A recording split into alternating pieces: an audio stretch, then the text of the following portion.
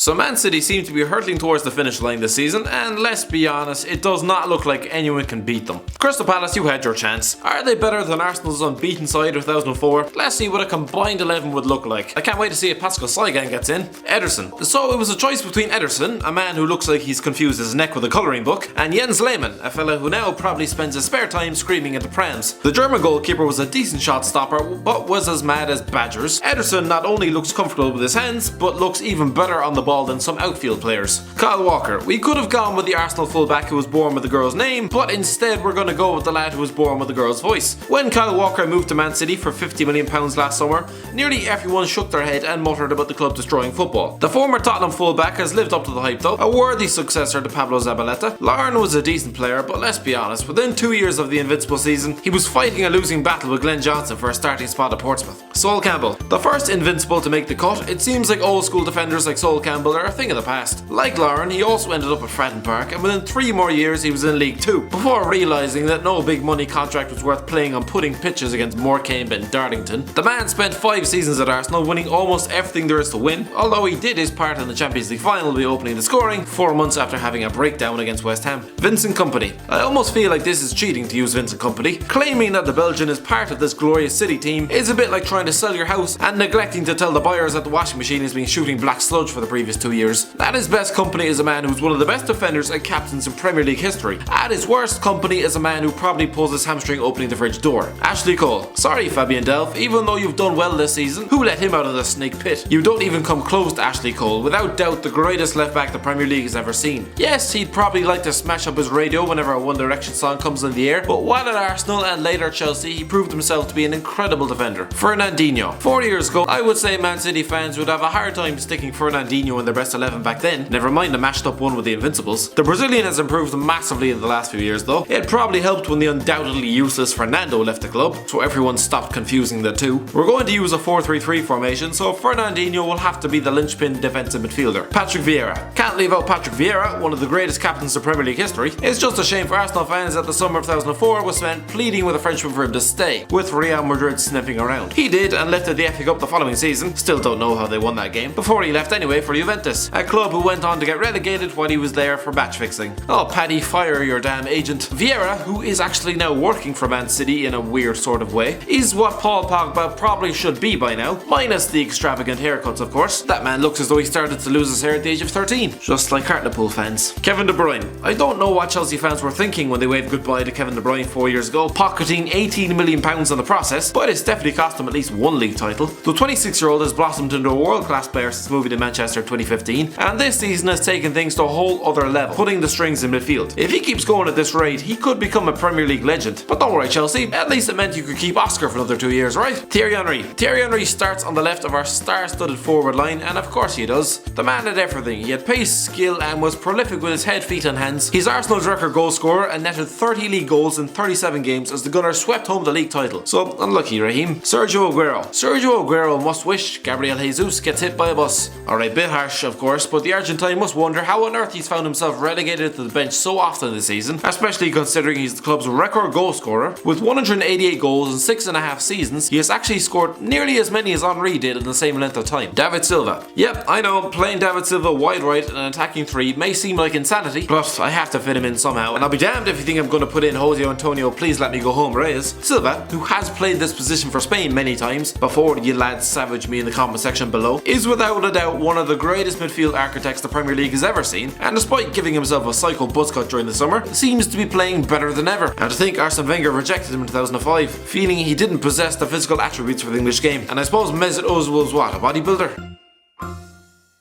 Thanks for watching. Don't forget to like, share and subscribe.